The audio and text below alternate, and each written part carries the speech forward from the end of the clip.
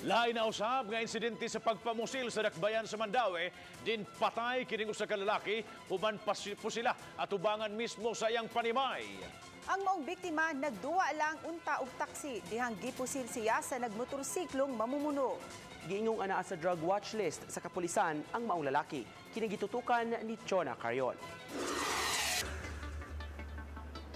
Sa pagresponde sa mga sakop sa Station 3, dead on the spot si Jaime Perez, 26 anyos, taga-Aper Tabok, dakbayan sa Mandaue human gipusil sa riding in tandem at tubangan sa iyang panimay kagahapon. Ang biktima giingong nagduwa og taksi kauban sa mga batanon sa dihang kalit nga giduol sa duha ka mga nakamotorsiklo mga lalaki og dayong pusil. Ang backrider mao mipusil sa biktima sa makadaghang higayon og dayong sibat. Nagduwa siya og kanang taxi gani, kanang coins nga duwaon. Medyo sugal gyapon siya niya together with mga minors. Then all of a sudden katong duha ka tawo nga sakay og motor nga walay plate number, naka-helmet, then naka-bonnet, ipusil siya.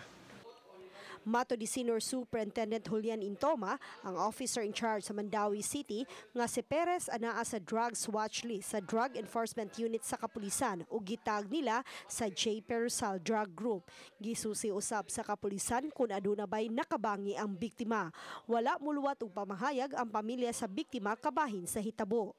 Mabot pa guys siya og kasili, konsolasyon, tawason, ingon na ng area din na sa kaig motor, dili iya nga ihatod ngadto. Ingon na ang iyang record diri namo sa City Drug Enforcement Unit.